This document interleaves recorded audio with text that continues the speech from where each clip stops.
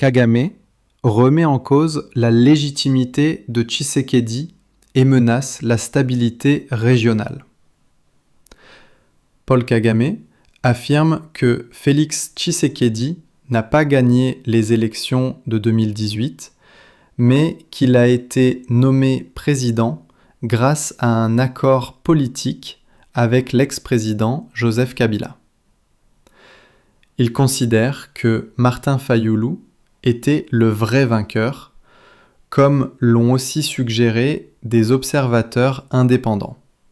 Kagame justifie l'ingérence du Rwanda en RDC par la présence persistante des FDLR, qu'il qualifie de menace directe à la sécurité du Rwanda. Il laisse entendre que le Rwanda pourrait intervenir militairement si les FDLR ne sont pas neutralisés, malgré les accords de paix régionaux.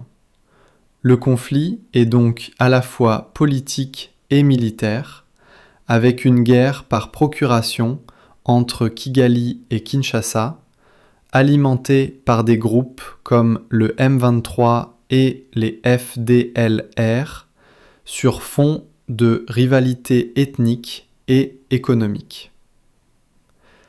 Kabila, Nangaa, le M23 et les liens cachés avec le Rwanda. Des anciens proches de Kabila comme Corneille Nangaa, ex-CENI, sont soupçonnés de collusion avec le Rwanda et d'avoir soutenu ou facilité les actions du M23. Le deal entre Kabila et Tshisekedi en 2018 aurait été soutenu par des réseaux liés à Kigali pour préserver les intérêts de l'ancien régime, notamment sur le plan économique. Mines, contrôle des zones. En 2024, Nangaa crée une alliance armée avec le M23, appelée Alliance Fleuve Congo, aujourd'hui clairement soutenue par le Rwanda.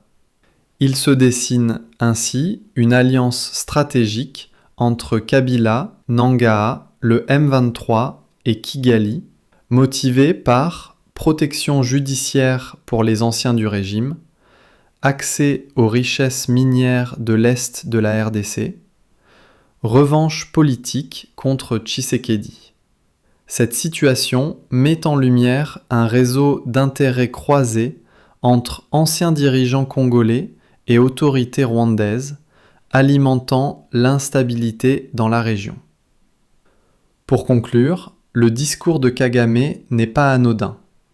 Il remet en cause la légitimité du pouvoir congolais, justifie l'ingérence militaire et révèle l'existence de pactes anciens entre Kigali et certains acteurs politiques congolais, Kabila, Nangaa, M23.